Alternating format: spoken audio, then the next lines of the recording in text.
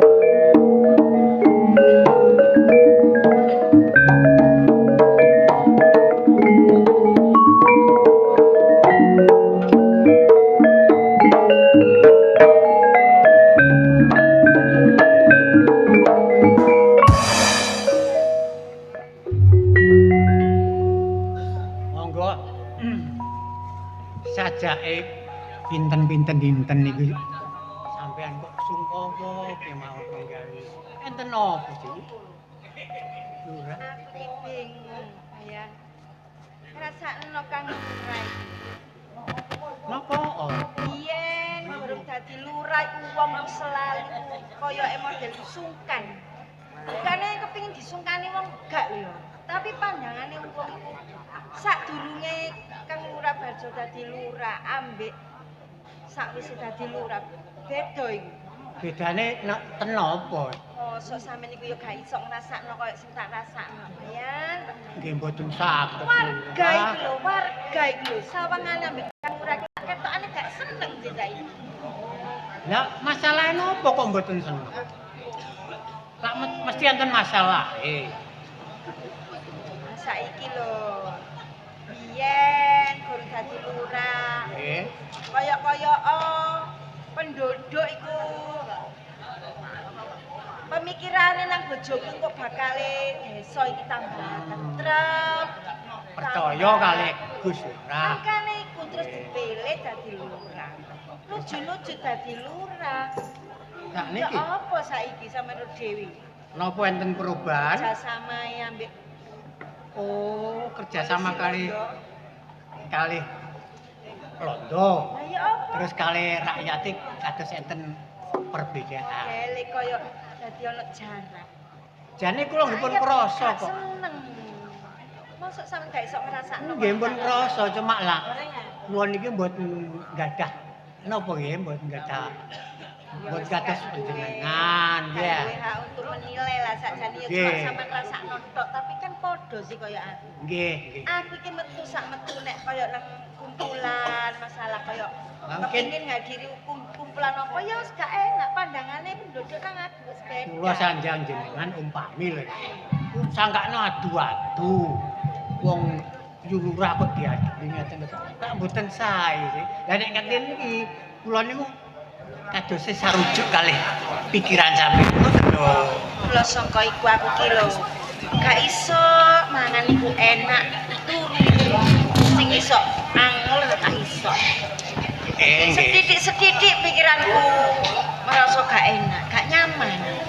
Sedaya niku kedane napa nggih sabar, nggih ikhlas, nggih. Wis gak kurang-kurang, sabar ku anjene wong ya kudu sabar. Wis Gak ngono sih ya.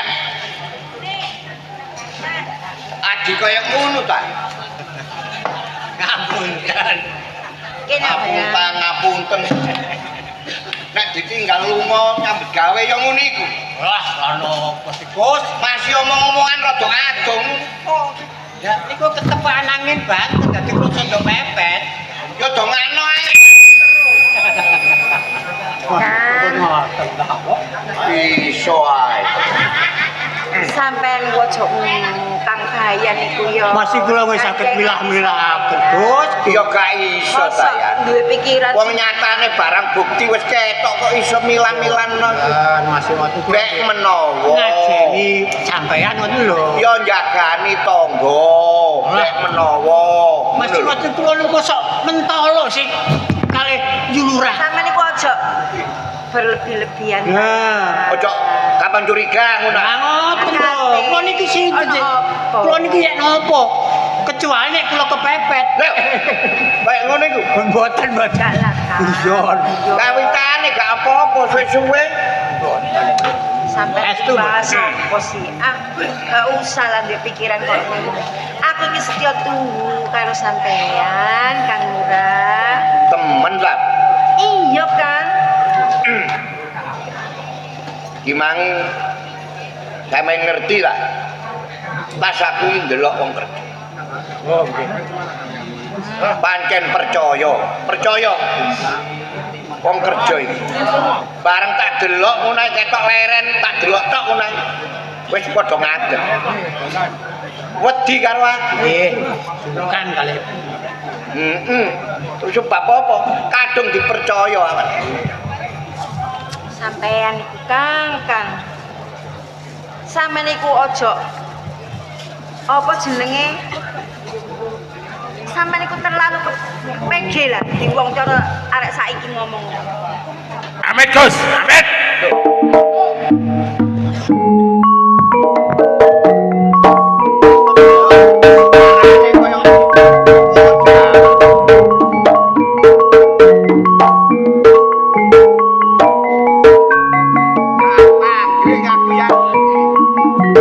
Suarane kok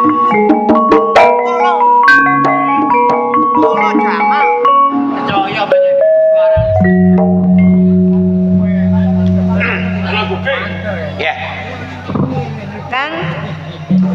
Ya apa nok Bu. ya tak kene. Gus Polo. Tunjukan. Biasae Aja lali ngombe. Kopi. Kena kopi. Ngombe apa lo? Kopi kenek, banyu putih ya kenek. Ya leri barang iki. Kok dungaren. Mloya melayu, Gus Lurah. Niki enten sing kepala, Gus. Tuh. Sampeyan kula kandhani.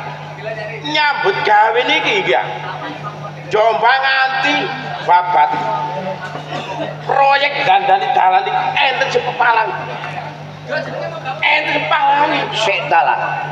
Boten mari-mari ini. Sik. Awakmu ngomong lungguh. Sing genah wis gak usah kesusu. Nggih, boten. Sebabe apa? Awakmu goreng mlebu nang omah iki aku tas teko. Delok wong sing kerja iki. Padha semangat. Takokno Gus Bayan. Lah ngono sih Gus Bayan. Nggih. Lho, pas teko kok iso awakmu nggawa omongan sing kaya ngono. Sampun ngertos. Sampeyan wau lak ningali tiyang nyambut damel. Iya. Sak sampune sampeyan niku ningali tiyang nyambut damel. Panjen aku balik mulih. Ya, sampeyan kanjul mantuk. Niku enten arek nom-noman sing ngalang-alangi nyambut gawe Sik. Termasuk awakmu iki ira ya. semerap. Sopo? Gimana iku? Legi? Penduduk sampean dhewe. Oh, legiman omahe sing pojok dhewe. Nggih. Ya iku sing dadi pepal. Iku sing garai tiyang-tiyang sing mboten purun nyambut damel niku. Termasuk Usah nyambut gawe. Ngoten ae. adi kaya geger kali kula, Pak. terus geger gamek legiman. Nggih. Adi kaya ngono. Lah kula basulaken teng sampean malih. Bos pundi carane? Saiki ngene. Awakmu lak terus omahe legiman. Nggih semerap. Saiki awakmu tak perintah nang omahe legiman. Delok. Ngawas-ngawasi ngoten ah. Iya, engko nek ana ngomong cepet rene enten Gus Lurah legiman. Oh ngoten ah. Heeh. Kula tinggal nggih. Iya. Iya ya.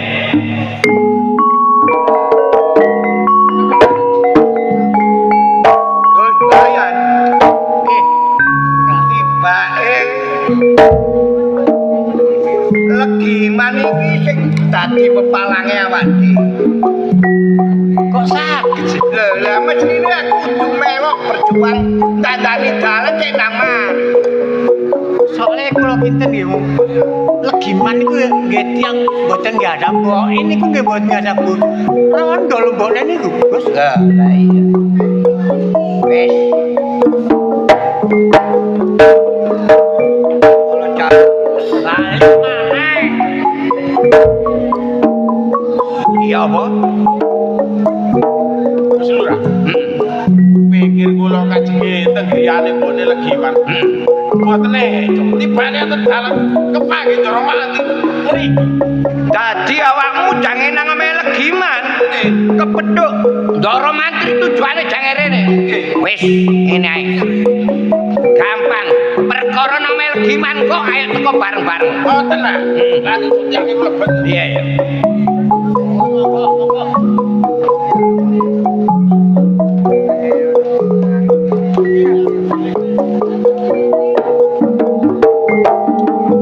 Doromat.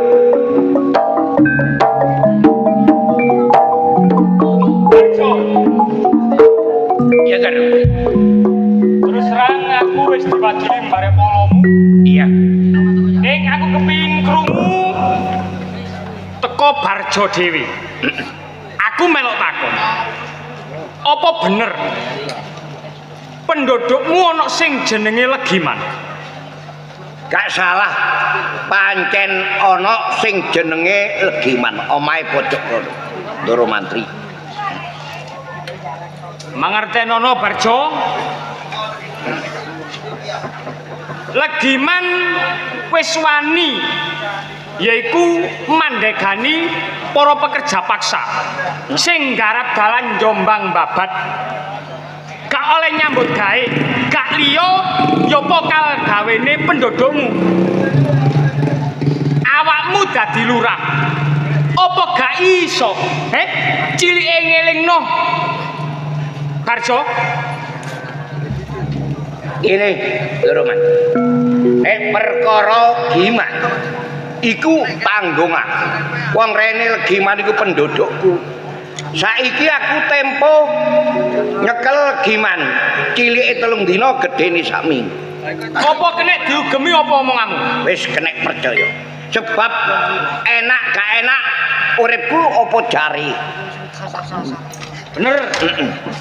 Parjo wis kerja mbarek wong londo. Lah, Nek ngono tak enteni apa sing dadi omonganmu. iya. Kena dibuktekno Parjo. Kena dibuktekno gedene sak minggu. Dene gak iso hasil. Tak lereni dadi lurah. Iya, sanggup. Sebab apa? Aku nggarap dalan Jombang nganti babat. Iki aku melok tangga tangan ngono lho. Bener. Lah ngono sih, Ndoro. Ya wis nek ngono Parjo aku pamit. Iya. Tak anteni apa Iya, sing dadi sing ada. omonganmu. Entenono. Ayo Mas.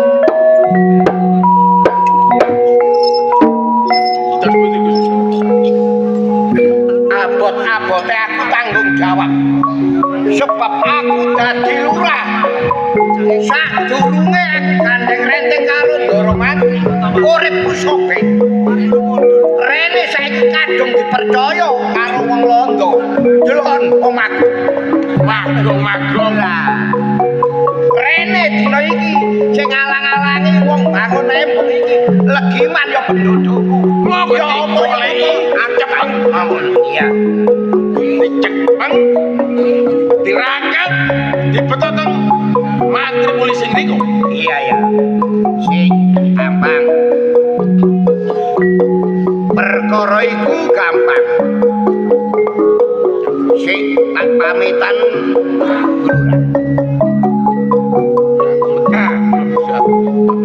ya, Legiman.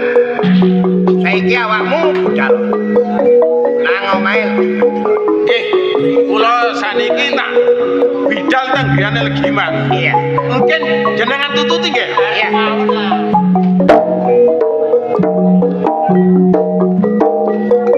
Lurah.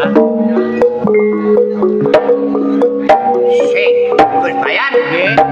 Aku gak enak samukure polo Jawa. Ajeng. Tak lebesi ya. Tenono ibumu ya. Nggih.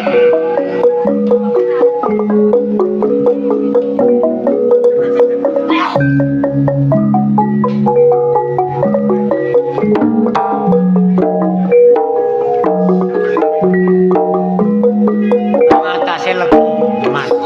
Nek rumangsa Legiman iku gak duwe balung riya apa-apa. Kok sampe wani ngalang-alang gawe embung nang ngene Jombang Bang. Lah, cekat iki. Terus ini, Gus.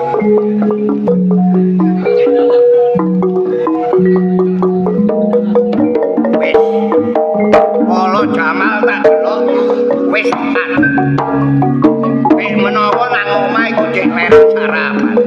Saiki awakmu dibayan sarapan aja. Oh, nggih. Gantian ya. Abot-abote kepingin urip enak ono ae sikat kepala. Kadung dipercaya karo wong rondo nyambut gawe sak kecap mulai ketok. Lah sapa? Tapi ya tanggung jawabe gede. Bu.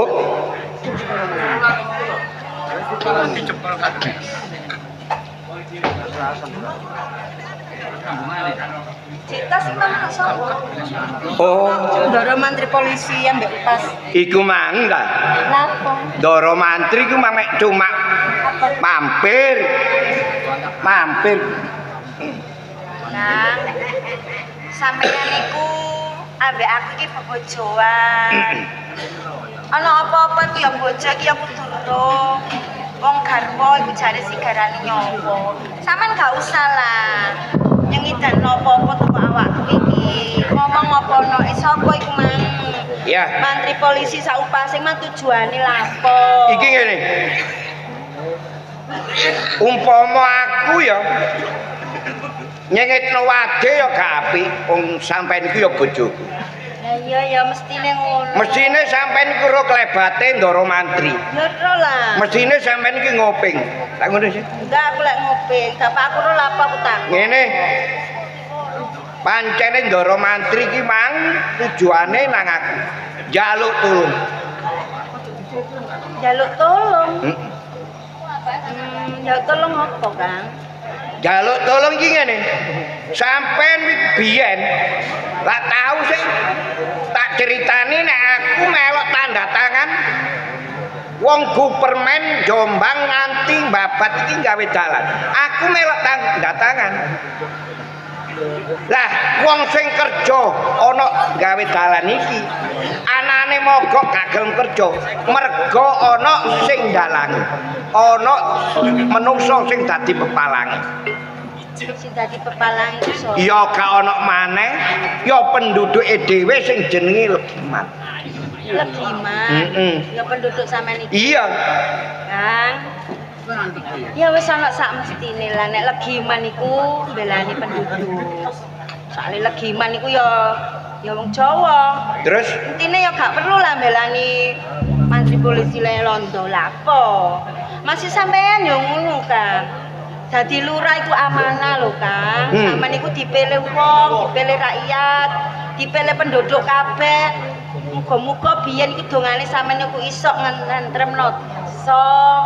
Nek sampeyan saiki duwe maksud sing kaya ngono iku keliru, Kang. sampean kok iso nglirokno aku? Sik, aku takon karo sampean. Sampean sadurunge aku nyambut gawe karo Ndara Mantri. Sampean duwe apa sih? Lah gak duwe apa-apa sih? Gak duwe apa-apa, gak apa-apa, Kang. Lah gak apa-apa. Wong urip ana alam donya sing didoleki enak apa? Ya enak lah. Enak anjene. Lah rene saiki aku wis kadung dipercaya karo Ndara Mantri uripku kaya ngene. Sampean aja katik ngelingno aku. Aku iki nyambut gawe iki mbelani wong wedok ngono lho. Sampeyan niku lho gak apa-apa ta. Lho. Aku iki bojo sampeyan. Wis ngerti. Nek sampeyan kena tak elingno aja dibajut-bajut nyenyek Legiman. Sakno. Nduk. Arek iku wis mbelani bangsane. Nek Legiman gak dicekel, Bu, jelas wong sing kerja ana embong sing sakmono dawane iki gak mari-mari. Nek gak mari, aku minangka gantine, ngono lho. Sampeyan iku ya apa sih? Ilingo ta lha piye? Yo.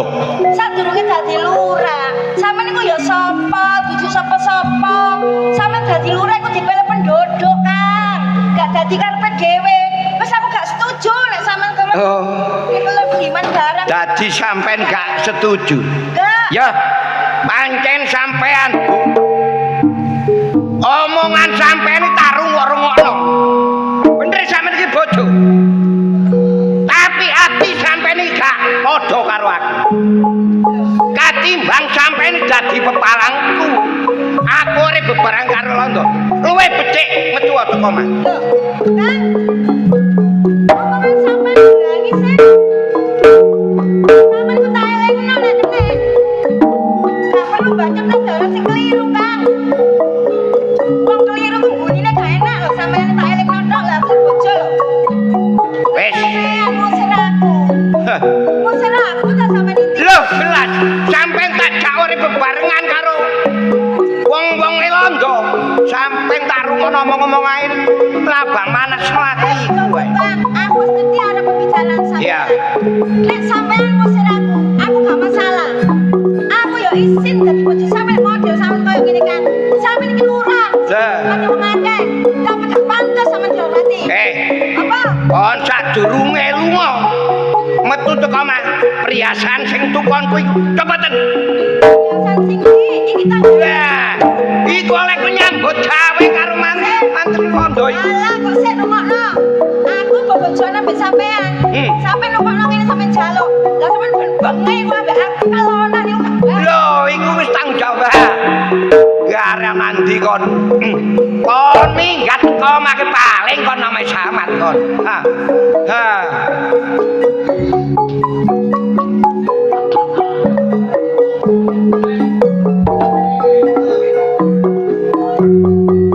Wong wedok dijak nyambut gawe uripe dienakno.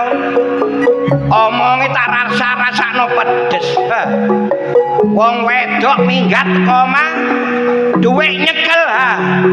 Dolek arek wedok. 10 keturutan.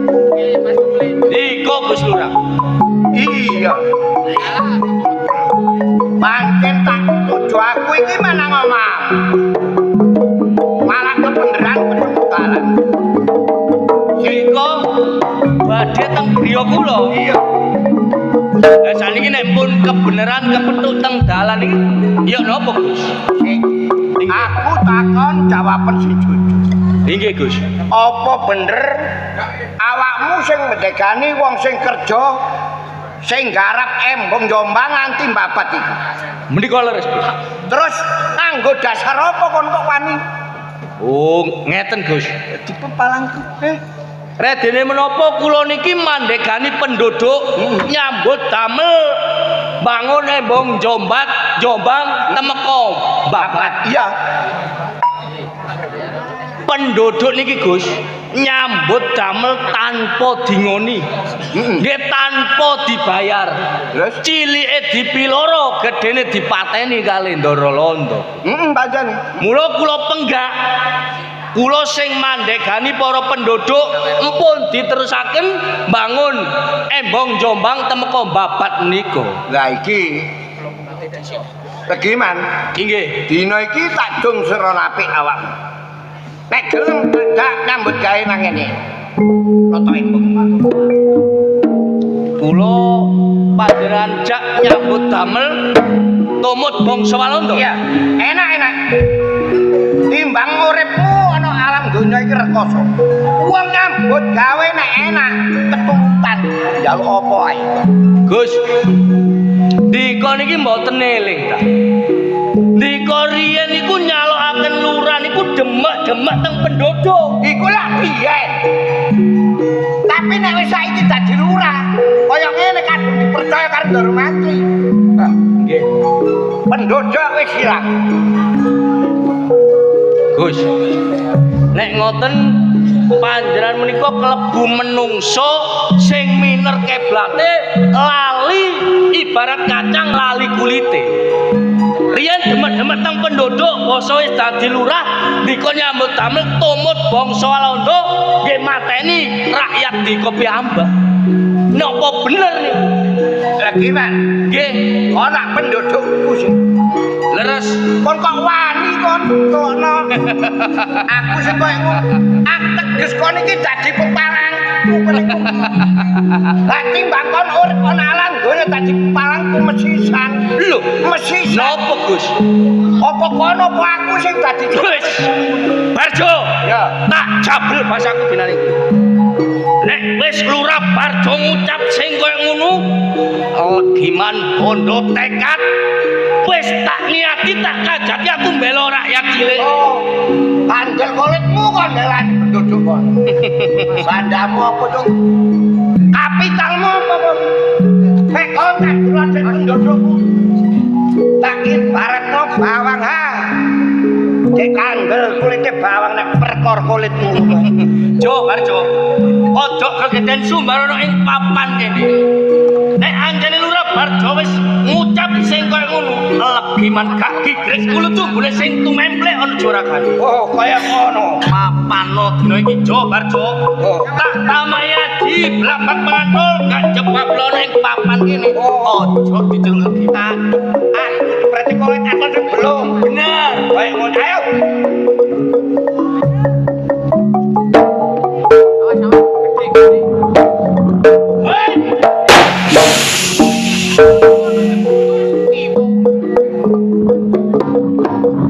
Lagi man. Ayo. Oh, ibaratno PT gonta ganti nap. Rene PCE lagi main pangablok. Ah, tiba dina iki. PCE iki Lurah Barjo. Iya. Ayo. Kablunono jiwaragane legiman. Nek ancene Lurah Barjo iso patine legiman. Oh, kaya ngono. Wis emblo. Iya.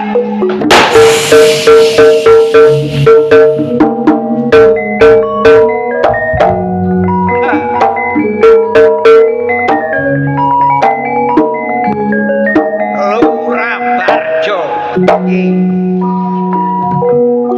Tibake mung sakmono wae legiman. Aku gak lega gak lilo. Nek kon cek urip ana alam donya jelas kon dadi pepalang. Legiman bebasan kon mlebu nang lalakno kok kecekel. Lurah Barjo mati wong Lurah Barjo.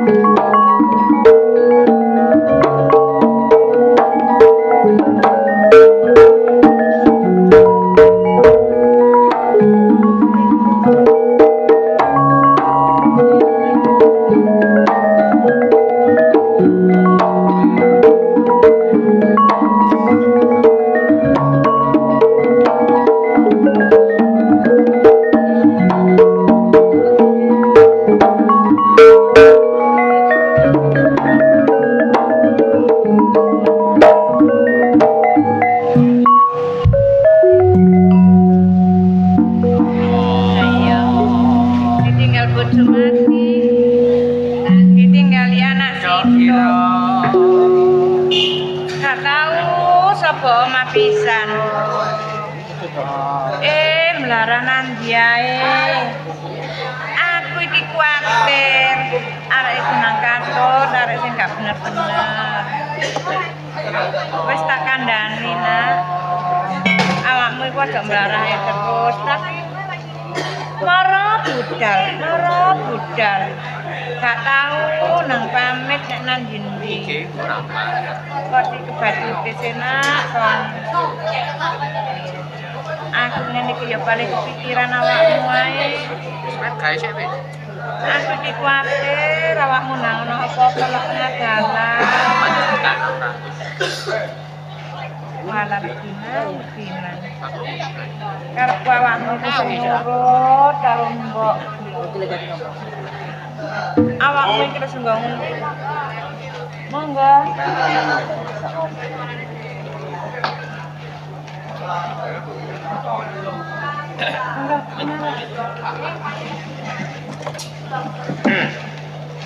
Anggrek kan? Mboten mangging kula. Surakarja. Nggih, Surakarja. Polo Jamal. Nggih, kula mboten mangging. Nggih kadengaren. Kon damele napa? Yo, aku mrene iki goleki legiman. Ngadosi legiman. Heeh. Lho anakmu sing jenenge Legiman iki lho. Anakmu jenenge legiman sih? Oh, alah Gus Polo. Kula niki nggih bingung. Tak bingung ya? Teng pundi panggenane yoga kula legiman? Ampun ta. Yoga kula niku boten nate masuk. Lho mosok wong tuane iku gak ngerti anake gak nguli.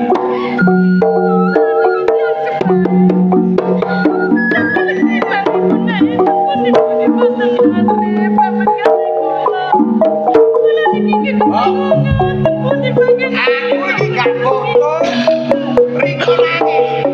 Aku iki takon anakmu sing jenenge Legiman iki lho. Yo mau cepat. Awakmu iki lak wong tuane.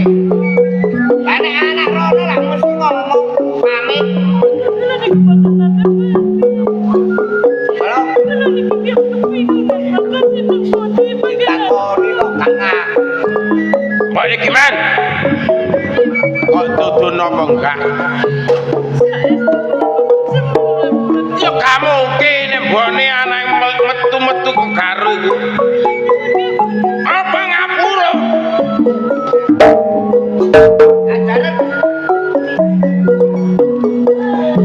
Ajaran lo sampai ngaku.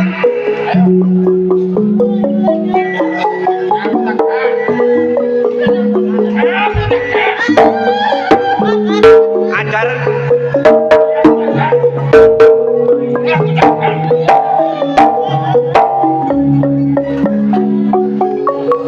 Polo Jamal. Saiki ngene. Umpama mbone kon ajar ya. Akeh matine sebab iki wong wedok. Lah karepe Gus Lurah. Saiki kone Legiman iki. Seret tenang ya kemantren pasrahno karo Oh, tenang ya.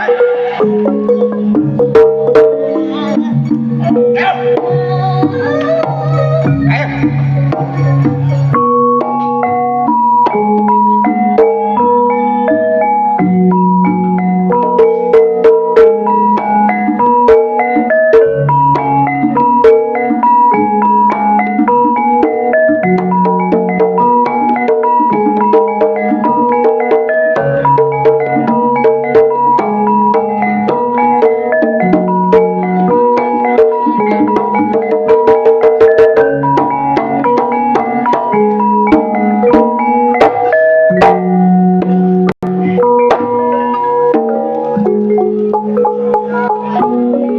Kok jike mentalane bareng tentu.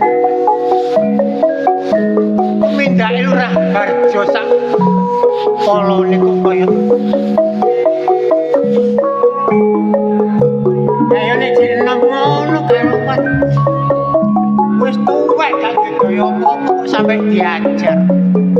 Mari diajar digonang-goni kemangkret.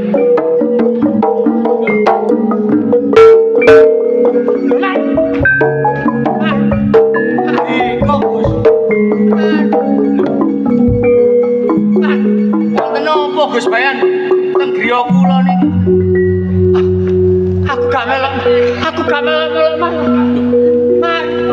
ini mboten badhe teng pundi-pundi. Temen aku tuh yakin lah aku gak melo.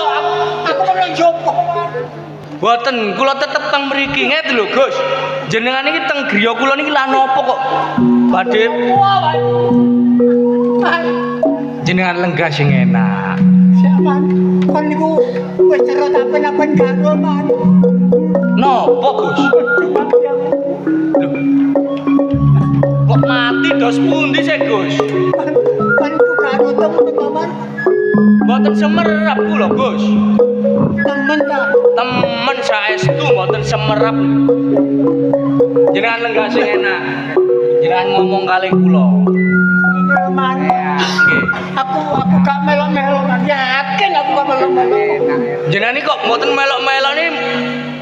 Ngeten lho Gus, jenengan niku ngomong teng kula, jenengan mriki lah napa, wonten perlune napa.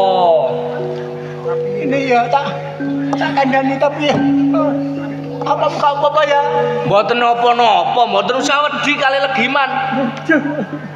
Man, Nggih. dina iki mbokmu digawa nang kemantren ambek Lurah Harjo, man. Polo Jamal. Dadi mbok kula niki dibetuk Gus Lurah Barjo kali Polo Jamal Aku gak melok, man. lho bangsat.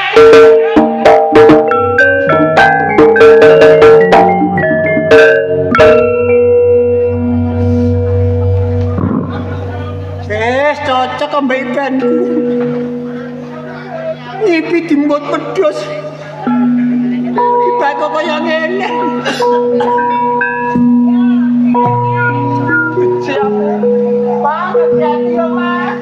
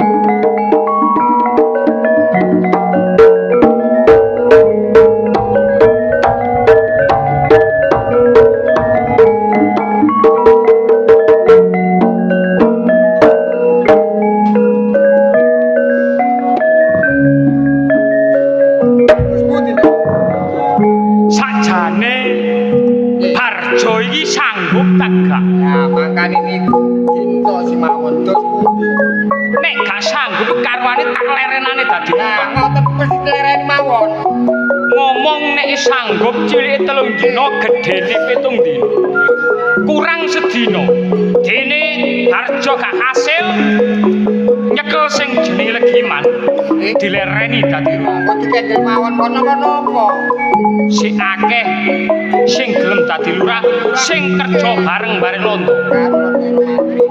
Aja kuwatir.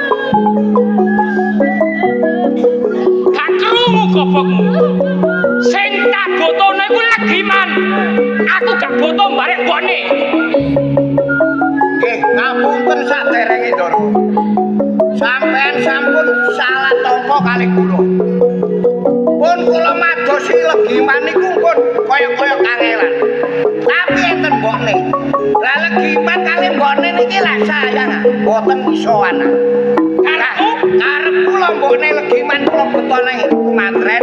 Lah iki tak jelas legiman iki pados mbok ngerti. Lah ngoten. Niki pemikiran kula ngoten. Gak rugi. Barjo dadi lurah. Pemikirane cerdas. Lho nek lurah Barjo setunggal, tapi pikire petung menungso. Lah dipun tak ngerti mawon nek mboten pur ngaku. Sampeyan tebak. Kula itu ping 3. Ayo ngaku. Tadi Sampeyan ngaku mawon pun bulan pun nangis. ana gak ngaku. pun Doro Mantri. Yo.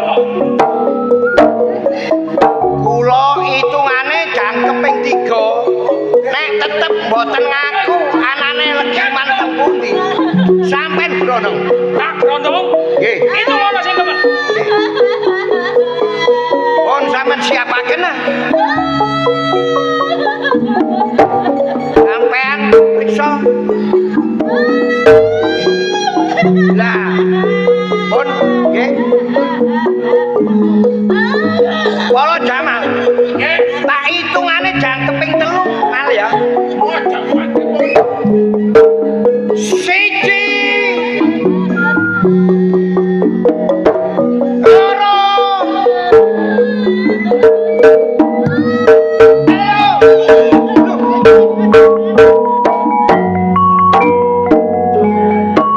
Ya napa? Padahal apa mboten? Doro Mantri. Ya napa? Don pundi? Kene iki legiman. Iki arek sing jenenge legiman.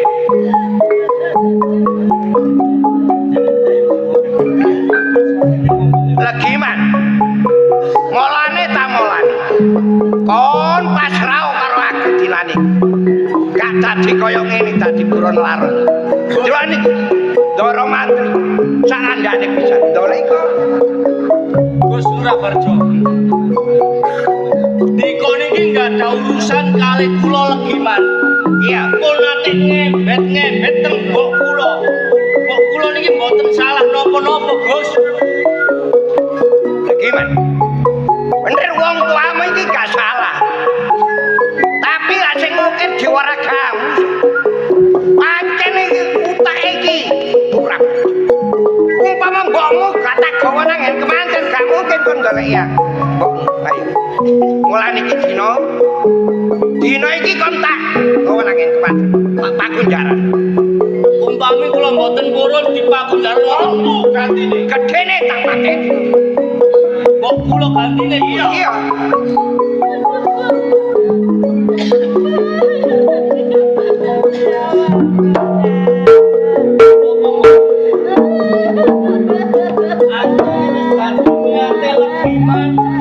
Kepengin bantu penduduk.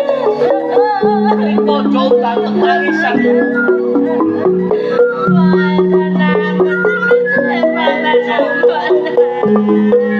Riko wong tuwek kari siji tak eman-eman. Nek Riko mati aku goleki nang. Wis. Legiman. Gus, Nek pancen awakmu dina iki pasrah karo aku. Perkara mbokmu cek urip nang omahku. Wis salah. Tak amano sebab mbokmu iku ya pendudukku. Nek ana besete kulite mbokmu aku sing tanggung jawab. nggih Gus, ngeten. Kula purun dipakunjaran wonten kemantren mriki. Iya. Tapi kula pesen. Diko Gus Polo Jamal nggih Gus Lurah Barjo. Iya. Wonten napa-napane mbok kula nganti babras kulite bebasane. Diko sing kula pateni. Iya, kuwatir. Aku sing jaga mbok. Nek ngoten kula pasrah. Iya. Ki mbokne lebokno. Sing Kan oleh. sak durunge aku tak pamit bareng kok. Ya, ya. Ya, Pak Beto. Mbok. Riko sing ati-ati ana omah yo. Bungakno legiman ana jerone kemantren iki gak Gak ono siksaan sing abot kanggo legiman ya.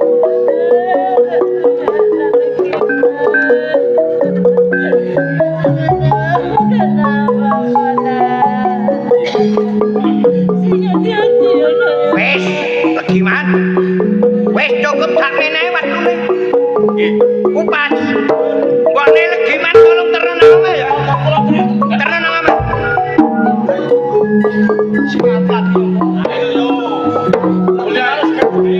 Nek lawang mburi ditutup lihat mburi ae.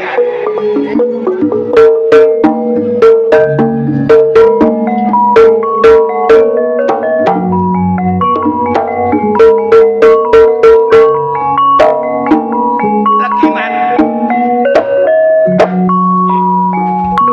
Nek pancen awakmu iki abot karo wong tuamu. Iki dina awakmu sing lakoni ana jerone pakunjaran. Cuma wong aku iki kuwatir. Kon mlebu nang ngene pakunjaran pusakamu sing ana penting. Iku tak gawoni. Kowe menawa kon gawa ana jerone pakunjaran awakmu bunuh diri. Aku sing dadi urusanku. Nggih, suwe ta lah, Bos. Kula niki pun nyerah. Kula purun ganteni mbok kula. Iya. Kula pun nyerah purun dipakunjara wonten mriki. Kok panjenengan tasih kepengin beto pusaka kula niki ya napa? Ngene lho. Iki aturan. Nek wong dipakunjaran iki gak nggawa gak oleh nggawa senjata. Celana panjange gak oleh. Apa maneh nggawa ngene. Bebek menawa pikirmu cepet kon bunuh diri. Iku urusane dawa. Sebab apa? Aku sing mlebokno awakmu ya. Wis aja kuwatir perkara pusaka. Iku jadi amanat marang Gusti. Kok nek awakmu wis mulai takono pusakamu tak ndukno kan gawe apa? Niku temen omongan. Iya, sekali agel. Nek kula pun nglampahi pakunjaran iki pun mari pusaka niki kula jaluk Kono. Nek menawa aku lali, kala Jamal ana minangka kanggo suci. nggih. Ning ngoten niki jenengan beto. Nah. Ngono, kono. Aja kuwatir perkara pusakamu. Kok nek awakmu wis pas kurang sedina, takono perkara. Dorongan. Lah iki. Upas. Nggih, Doro Mantri. Bawa.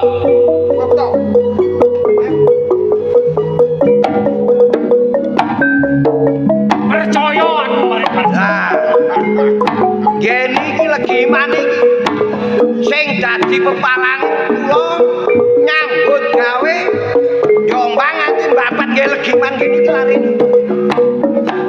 Nek ngono, nek gawat-gawati, Mboten ah. ya wong gagane lagi mati. Monggo monggo.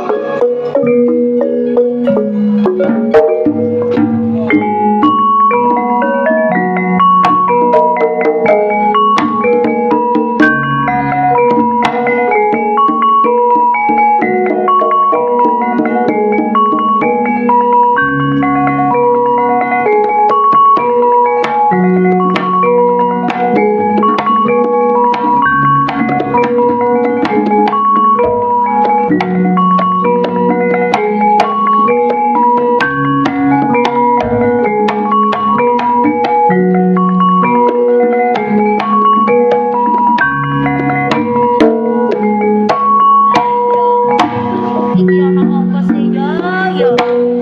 Aku mlaku samlaku kesandung-sandung. Kaya kang legiman iku lho. Rasaku yo njaluk benere dhewe. Dijak ketemuan. Ya kaya ngene iki yo gak teko-teko. Benere ku yo wong lanang dhisik sing ngejak ketemuan kok wong wedok. Iya sing karo sing baru aku gak jarane wong wedok geleman. Kang legiman. Aku kita nek gak kepethuk sampean ku yo ngomong lho Kang. Pirang-pirang dino kaya iki yo. Aku sampean lho Kang. Tapi mosok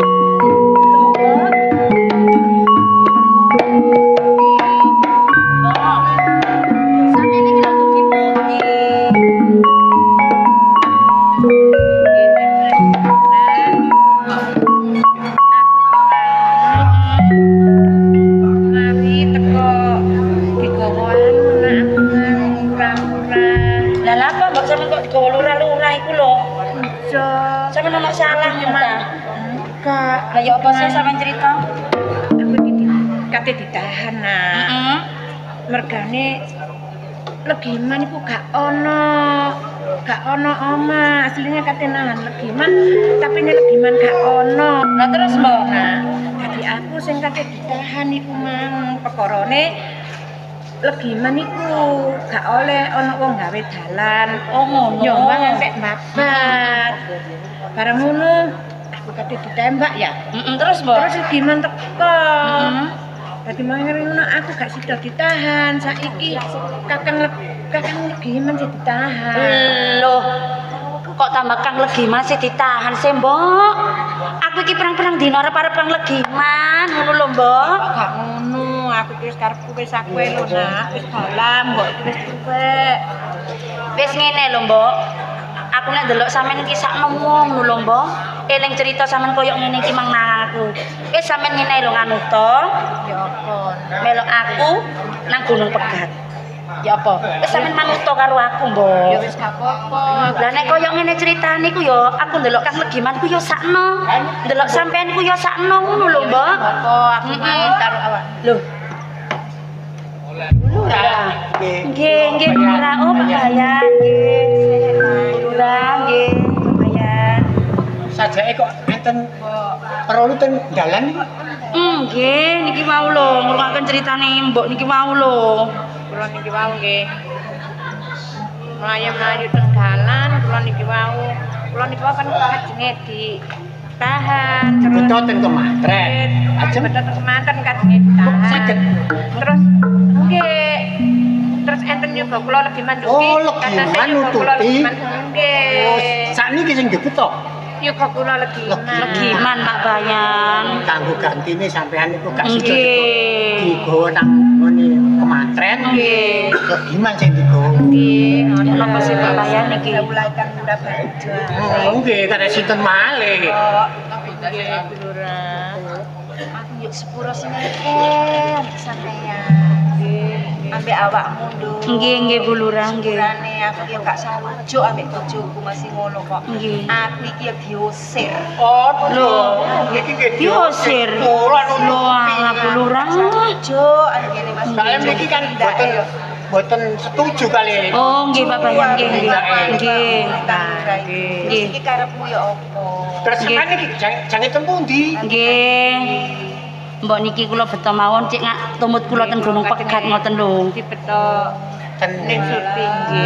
Nggih, nggih Pak Bayan. Ini yone Nggih. Kang Legiman nggih. wis ae nek ngoten. Nah. Kok menawa enek dalane Nggih. lampakno legiman. Nggih, kula niki sakaken ngoten lho Pak Bayan. Ningali mbok nggih sakno. Iya iya. Pegat Nggih. yone. Nggih, Legiman nggih. Kula legiman. Wis ngene ae. Ya napa Bu Lurah? Nggih. Cepet dalem. Nggih. Tak dongakno muga-muga karo alang apa. Loh, berarti jenengan iki ndukung kula kali mbok ngoten. Lho, nggih matur suwun Bu Lurah, nggih nggih. Nggih, matur suwun nggih. Nek kon kula nyuwun pamit. Kula nyuwun pamit Bu Lurah nggih, kali Pak Bayan nggih. Atos-atos. Nggih, nggih Pak Bayan. Apa-apa ya Nduk ya. Wis ayo Mbok. Nggih, tekan sing kanal. Wis Mbok. Di sana. Iya ya Mbak. Monggo Bu Lurah nggih. Hati-hati. Bayan. Ini kluyo apa sih? Gak sakno ta. Koyok-koyok kula untal. Nggih saestu. Kowe dadi koyo ngono endang-rendeng koyo ngono. Wis ngene lho Bayan. Ya napa? Awak dhewe iki ya mung iso mek ndongakno tok. Nggih, napa Iso boten? berbuat apa-apa, ya apa maneh awak dhewe ya lontang-lantung koyo ngene. Nggih, mugi Heeh. sak budale sinten niku Mbok Nelgiman kali Ya mek Surti mboten nenten alangan apa-apa supados keturutan sing dadi Heeh. tujuane. Ya. Monggo ditunggaken. Iya.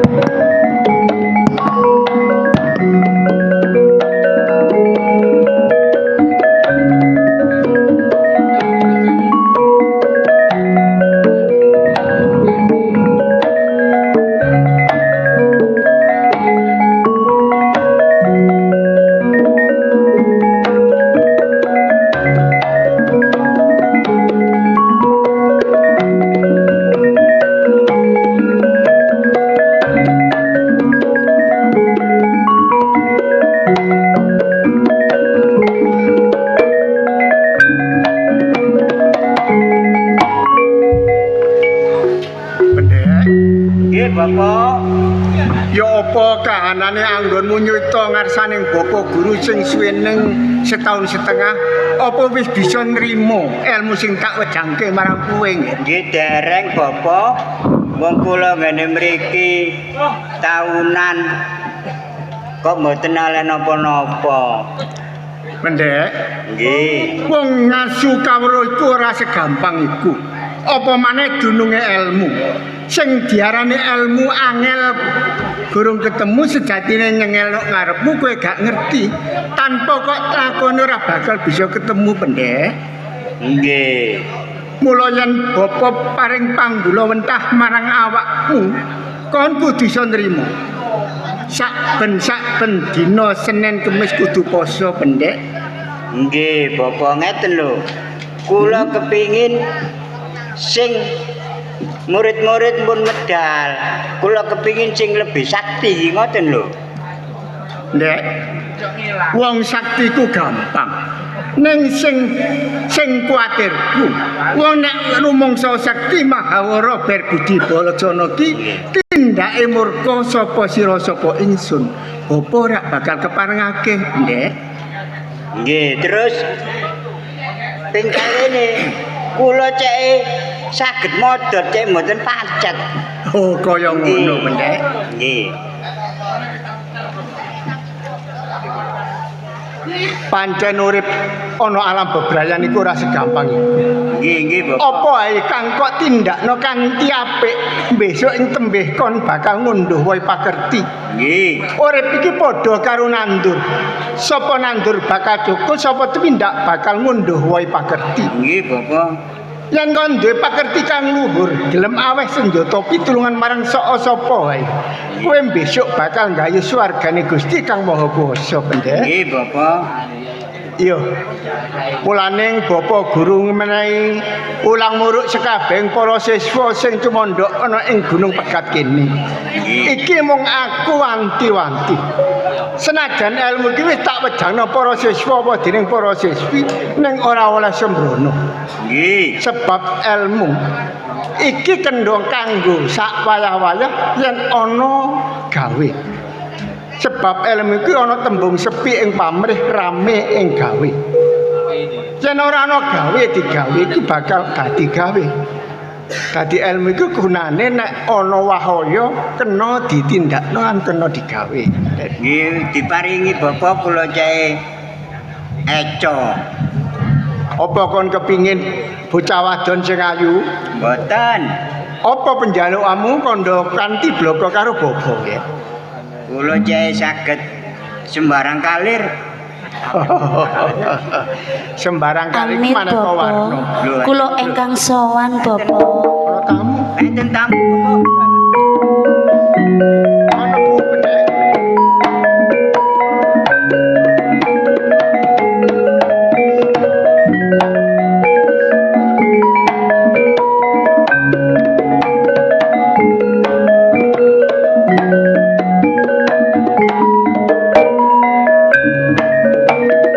Sowan Bapak. Kok bahaya karo Nggih kula Surti Nggih kula serti. karaya-raya kon munggah menyang ing pedhepone ono temu wigati apa jajal? Mbok bahaya kandha kanthi bloko kowe Surti. Dan ngeten lho Bapak. Heeh. Kula niki mesakaken mbok niki ningali critane kaya ngoten. Lah Kang Legiman niku digetoten kemantren ngoten lho Bapak. Digawa nang kemantren. Nggih. Apa dosa kaluputaning legiman kok digona kemantren? Mekaten Bapak. Iya, Mbok. Iya Bapak kula niku mboten ngangsali tiang bangun dalan Jombang ngantos Bapak. Oh, ngono. Perkarane ngoten. Cetane legiman iku rasa rujuk ananing londo gawe dalan ono babat sampai Jombang. Nggih, nggih. Terus akhirnya digawa menang kemantren. Sing gawa mantri polisi saandane. Nggih. Oh, pancen pantes kuwi anteke londo. Mbok, Nggih Bapak. Sampeyan munggah menyang Padepokan niki tujuan sampeyan apa sampeyan kandha karo aku supaya aku ngerti. Kula nggih badhe nyuwun tulung kalian Bapak. Oh ngono. Menawi yuga kula niku saged dibebasaken ngoten lho Bapak. Nggih Bapak. Kaya ngono. Saaken kula ngelimba. Aku ora bakal wegah-wegeh menawa awes senjata pitulungan karo sampean, Mbok. Awit legemanku ya santriku ya muridku. Nggih Bapak. Yen kaya ngono ya, Mbok ya. Jajal Surti. Nggih Bapak. Kula. Kowe nang sentong kowe ana kamar. Nggih. Lungguh nek watu gelang ya. Jajal tindakno sak antara ya. Kula nyuwun pangestu. Iya Surti. Wis Mbok. Ora usah mbok tangisi ya. Kabeh ku monggo lelakon. Yen anak sampean lagi menora bakal tumakane pati. Muga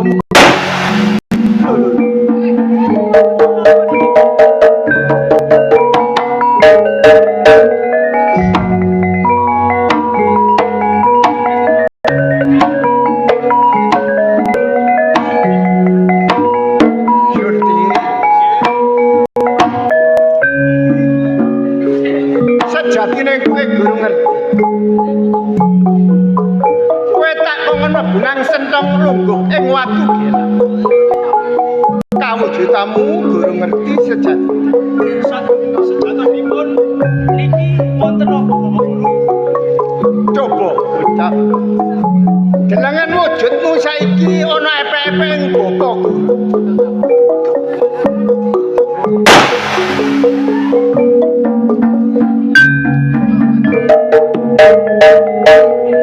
Kula dados jalan niki pripun? Iki saka dene rekadayaning Bapak Guru kang bisa aweh pitulungan marang kowe supaya kowe bisa nulungi kadangmu kang aran legi. Ning wit iki dina Surti sauntara jeneng Surti simpenen kowe tak arani Joko Galing.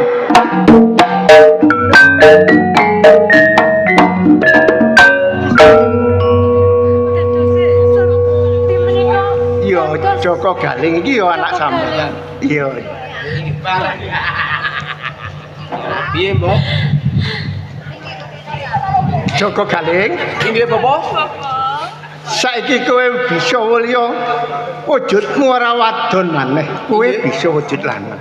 Kowe bisa golek kadangmu kaaran Joko. Ya. Lagi man, ya. Kowe oleh mangkat menyang ing tang Sinelondo goleki kadangmu kang aran Legiman. Nanging nggih, kowe bakal tak gawani pusaka ya wujuding pianti. Kula tampi asta balik Bapak.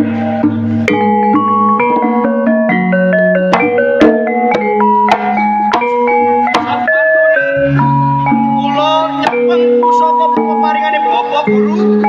Awak kula kados enteng mencolot tanpa sutang miber kula. Nanging Bapak Guru kula badhe tanglet. Takon apa kang dadi kekarepamu? Namine pusaka niki napa Bapak Guru? Pusaka kang kambok ageng ki kang aran pusaka Sangga Bumi. Ya pusaka Sangga Bumi ya pusaka sapu jagat. Joko Galing, Nggih, Bapak. yen nganti pusaka iku mau kok unus wal saka dene warangkane. Kuwi mbebayani lho. Mulane aja mbok gawe sak karepmu dhewe. Ting tanpa ana bebaya aja mbok gawe. Daya kasiatane pusaka sapu jagat niki napa Bapak Guru? Bebasan kok sebetno gunung jubruk. Kok gedungno bumi merapat. Kok sebetno bayi segara dadi asap. Nanging kowe kudu hati-hati lan waspada Joko Galing. Mula wit iki dina Bapak bakal aweh pitulungan marang kowe tindakno apa sing dadi pakertimu lan gegayomu kadangmu sing nampa apa cinta saka dening gunung Londo. Saderenge kula bidal madosi Kang Legiman. Iya. Kula tak nyuwun indi pangestu kalian mbok kula. Iya. Oh.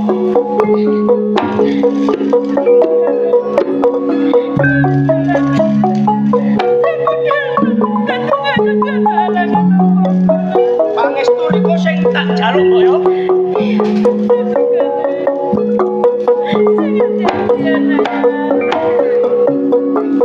Cak, aku jaluk indi pangestu niku Cak. Siap. Joko Galih. Sak tindakmu saka dening Depok Gunung Pegat kene. Kabledaran bumi suci, bumi kang kanggo wadah. Tindak lakumu bakal kairing keselamatan dijangkung dulurmu sing lahir bareng sedina. Mula wit iki dina bapa mrentano enggal tindakno kowe ninggalno pedhetuan kene. Pangestunipun kula suwun, Bapak. Tak pangestuni Joko Galih.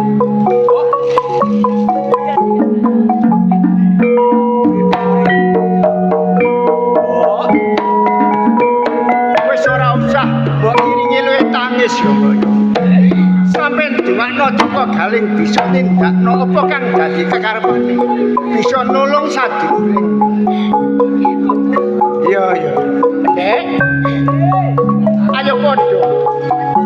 Sesanti muji marang pangaosane Gusti apa kang dadi penjalane Joko Galih. Nggih, Bapak. Bisa katurutan nulung kadange Kelegiman sing digonang taksine londo. Ayo diranti ana ing kapungkuran ya, Boyo. Nggih. Ayo.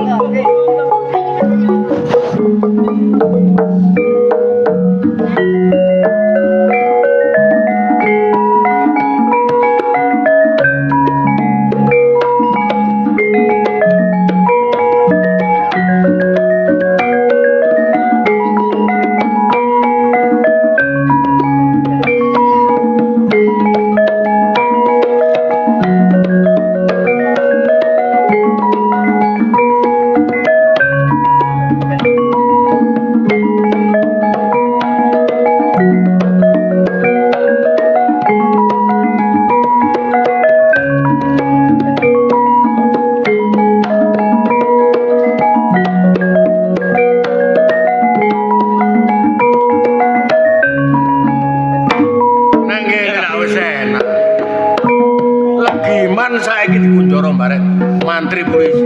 Ane wong nyambut gawe gak ono sing karo-karo. Nah, mulai iku kan garap dalan mulai Jombang sama babat ning ngene jelas mari awak dhewe oleh pangalembono.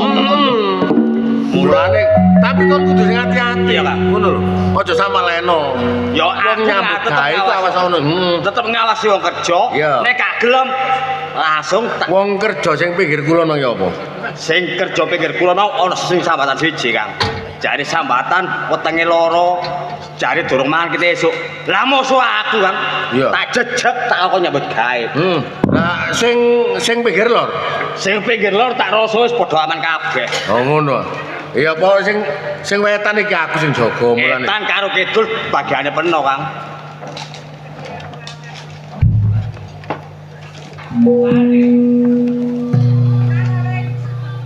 Sik ta lah. Teko-teko celulu ana sing digoleki. Aku melok takon. Iya. Sejatine awakmu sapa sak kloron? Aku dipasrahin jaga wong-wong sing nyambut gawe nggarap embong mulai Jombang sampai Babat. Tibae dapurane kiri elondo. Lho. Diangkrek omonganmu titik tapi nyelekit. Aku rene perluku ndoleki Kang Legiman. Sing kaping kepindho ojo diterus-terusno awakmu njaga wong kerja paksa sing bangun jembatan dalan Jombang sampai Babat. Setan aku melok takon. Takono. Kon iki cilik tapi atos rupane. Jenengmu sapa sih? Melekno mripatmu, jembarno kupingmu. Iya. Aku Joko Galih. Joko Galih. Ngene. Kok nek kena tailing nopo wong durung bali ya? Ojo melok-melok perkara iki, kon gak perlu goleki ana endi papan gunung Legiman. Tak petung sarana api gak gelem. esuk ojo diterus-terusno aku jaga papan kene. Hah. Kon gelem bali ta gak? Hah? Nek kon gak gelem bali dinane iki, nek tak delok sandang penganggomu kon ning arep buron. Yo, Ayo, mesti sak dituturno papan panggonan kene.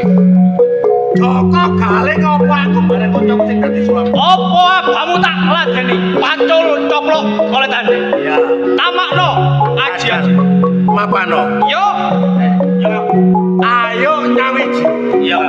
Ilmumu bareng ilmuku arek jatene situ. Ditamakno bareng Joko Kali. Bener. Jelas bongkone. Bongko kagane panane kali bongko. Gak ono pengalane ngono bener kan? Ora usah kakek jam.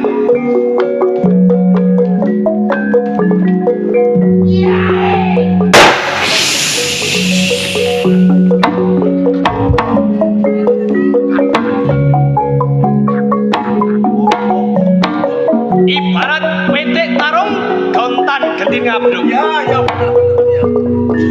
Ungalno dadamu tak tamake pusaka peparingane Bapa Guru, pusaka sapu jagat. Kanggone tetenge lho. Gak jebablah depani bantala tak sembah delamaan. Cocat.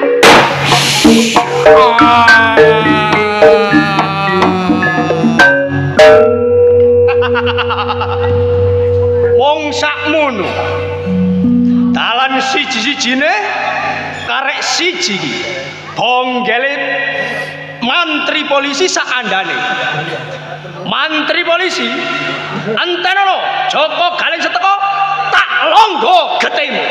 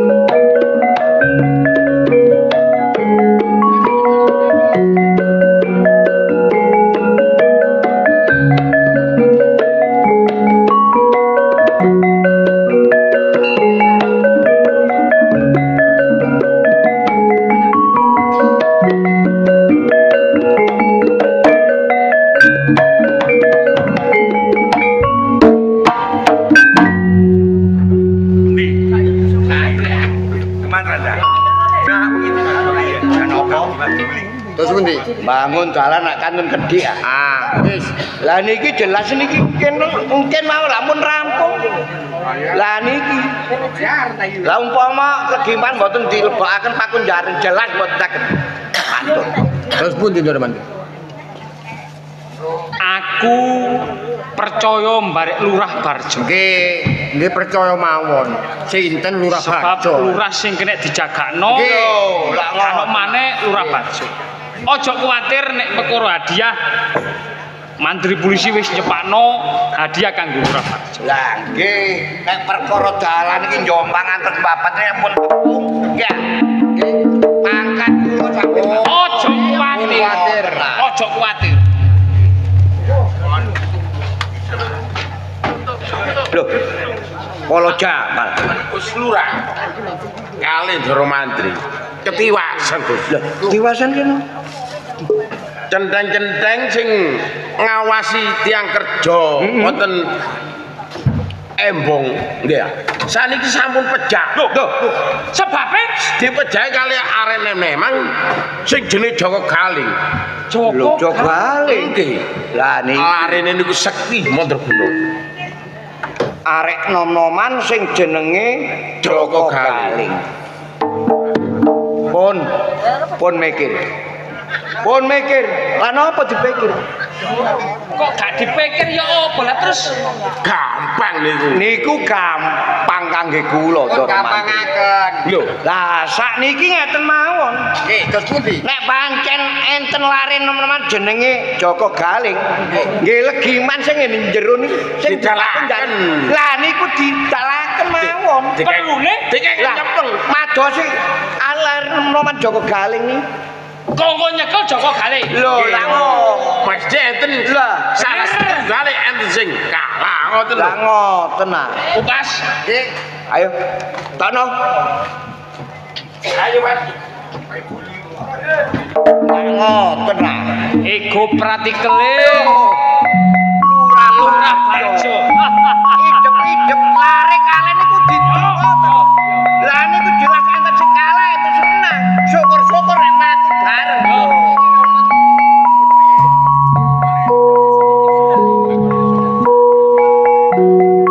Lagi man. Aku sadurunge ngomong karo aku njaluk sepuro sing hak. Iya Le. Nalika semono awakmu mlebu nang pakunjaran. Awakmu lak titip-titip wong tuamu. Lah ngono. Nggih. Bek menawa ana wong tuamu beset kulite, awakmu mesti beban karo aku. Lah ngono. Legiman sepurane ya sing gedhe. Wong awakmu ya pendudukku, mbokmu ya penduduk. Nggih. Ana lorone wong tuamu aku ya uga melok.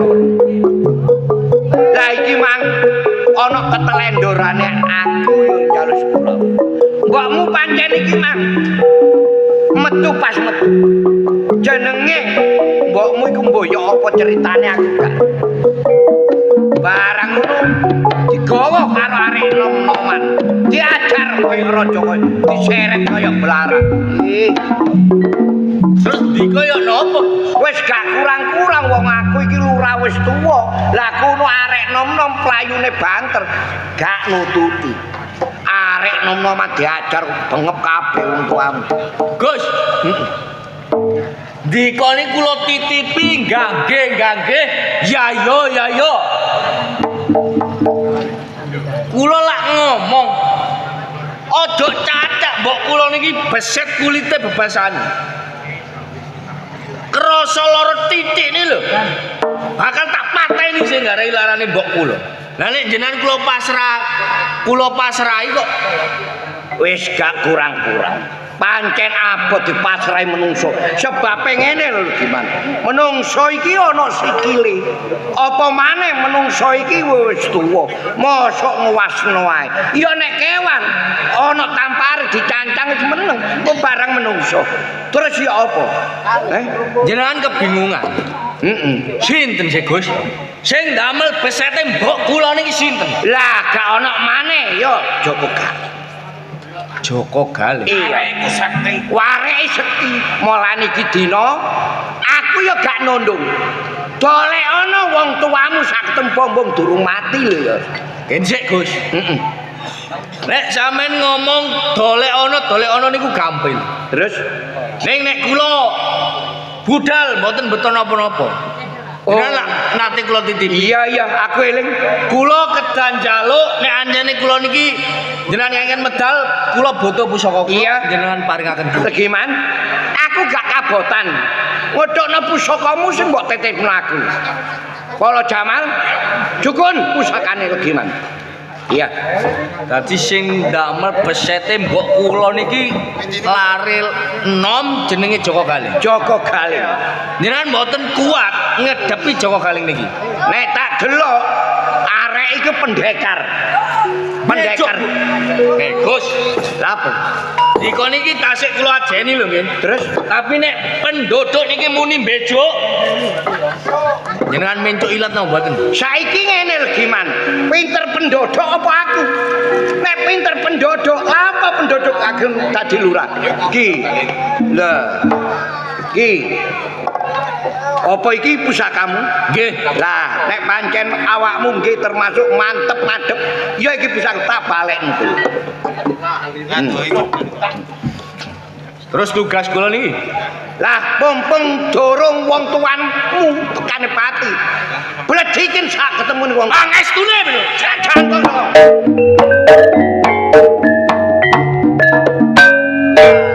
Iki ana apa?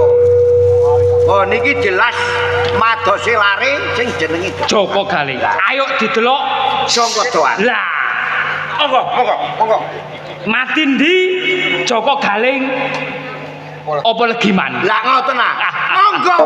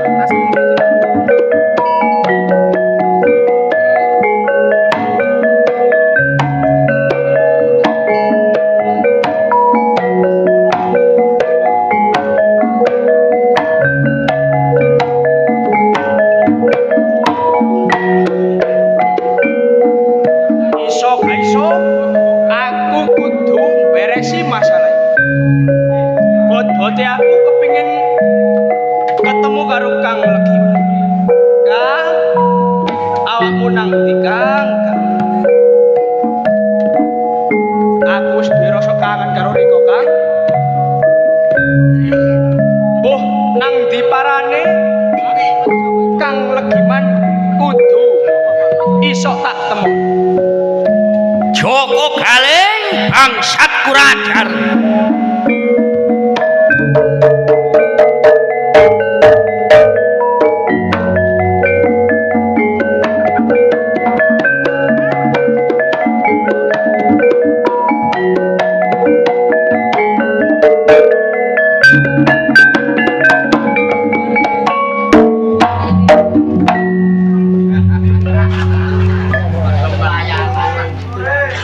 Nih, Pawangan.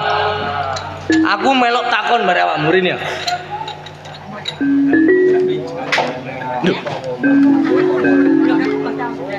Kon iso jewat-jewet iki lho. Lah apa kon ndolek aku? Aku ndoleki menungso sing jenenge Joko Galing. Terus nek kepethuk, kate tak pateni.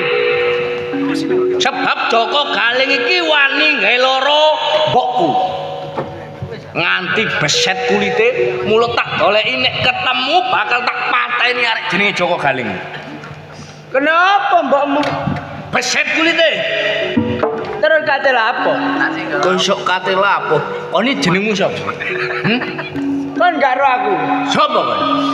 Joko Galing.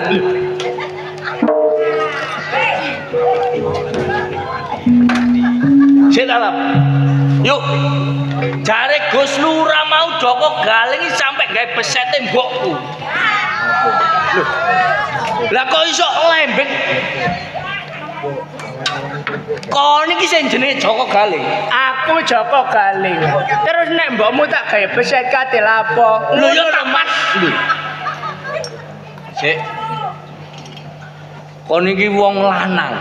Potonganmu nyandang nganggomu koyo wong pendekar. Kok kon gawe balung lunak?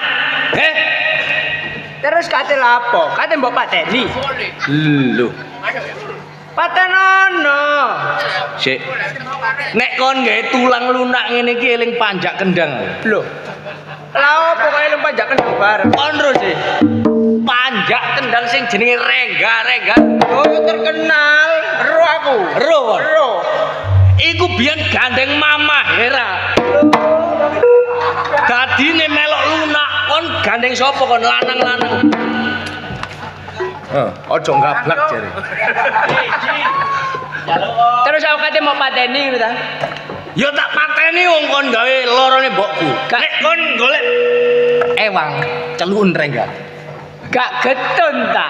Anggotamu Rengga. Ya, gak loro ati atimu kon mateni aku lho gak lara gak getun atimu Atiku nok kene, kok iso sing mok todeng kuno lho. lho saking larane melorot Yo, bare iki rek. aja ngono lah Ngas lho Ngas anggitmu bekakase sepeda ya, Mas. lho lah ya apa Patenono lho ayo lah Sik lah. Ono ki lanang kok ayo ta. ganteng arek iki rek Bahaya yuk. Kon iki lanang ta duduk terus lo kate lapo ngono lho kon temen-temen Joko Galing. aku Joko Galing oh aku pasrah padamu Mas pasrah Ngomongin lurah bar jomong iki arek prigak-prigak pentolot bleber yanter kok iso. Kang Legiman to lho ganteng ngerek On kok ro aku. titik Ojo jemak-jemok. Larang regane. wong aku rokono Lho lanang lho rek. Patenono selak esuk Kang Konrut jenengku iku teko ndi? lho ya pokoke Kon dikandani Rengga. lho Dikandani Mama Hera. lha opo Lho. ayo sembarang Cek, sadurunge matene gak kepingin encep-encep ta cek. Ngene. mumpung adem lho Ngas Kon ket mang aku kereng-kereng barek awakmu nek awakmu ngaku Joko Galing. Tapi awakmu tambah plentas-plentos geal-geol. terus aku kudu wedi ngono to ya tambah cinta aku Arek iki kaken kicau mania kon. gak gelem nyogok titik-titik lho ta Cek ngene. sisik lah Saiki ngaku terus terang. Awakmu iki sak temene sapa kok sampai ngerti aku? mau tahu apa mau tahu banget Mau tahu banget.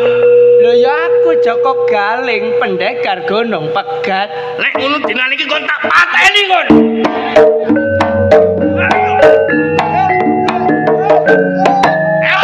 Mati kon yo.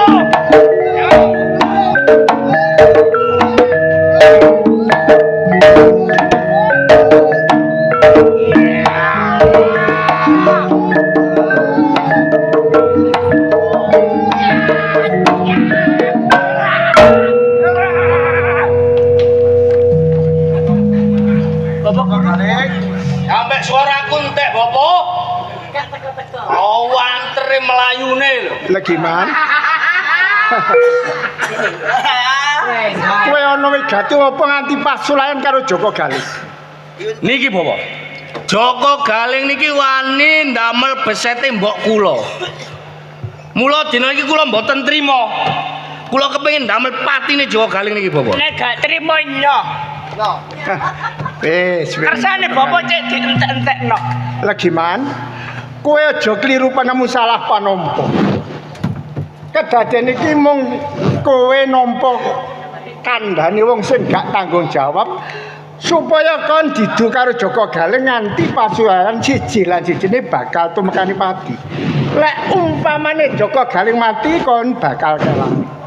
Uga sebaliknya. Yen Legiman mati Joko Galing uga kelangan. Kinsik ta lah bopo. Iya. Umpami Joko Galing niki mati, kula kelangan Joko Galing. Iya. Umpami kula mati, Joko Galing kelangan kula. Iya. Lho.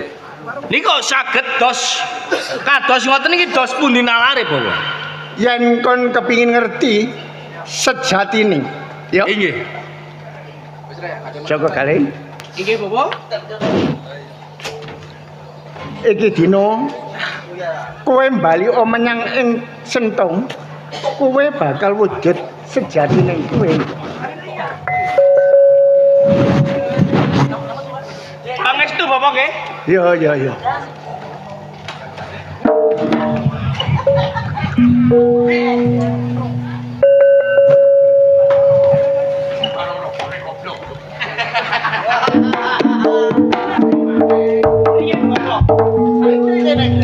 Joko Galing karo kon kate njaluk mati ngedep nang aku maneh. Lek gimana? Ya nopo? Dene iki dina Ndara Mantri saandani. Kon kudu iso ngentasi pakaryan Pak Perjayapati. Sekabeng andane nglondo sing mancik ana ing bumi Nusantara Jawa kene. Sumbarono. Ngoten. Iya. Minggiro Kang. Aku tidak kon wani. Loh, minggiro. Kamu terluka nanti. Mantri polisi sak andane papaken Tridane Joko Galing pendekar Gunung Pegat.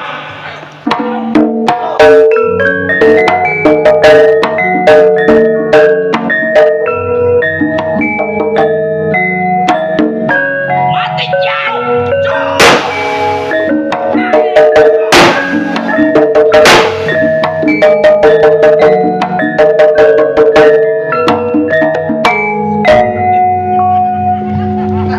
Sakmungke termasuk lurah-lurah Barjo Polo Jamal Paten. Lho iya. Tambah cinta toh? Kon iki lanang, Dul. Aku lanang. Gak eling anang peteng-peteng mbok entup gena-gena iku. Kon dintup sapa kok sok ngarani Legiman iki lho? Kan Legiman kan kamu. Mbong Titik. Bapak, niki dos pundi niki? Iya. Bapak iso miwiti, go iso mungkasi. Joko Galing, ayo tindakno perintahe Bapak Guru mlebu nang sentong kowe bakal wurya temaing jati kaya wujud sejatining kowe. Pamit Bapak.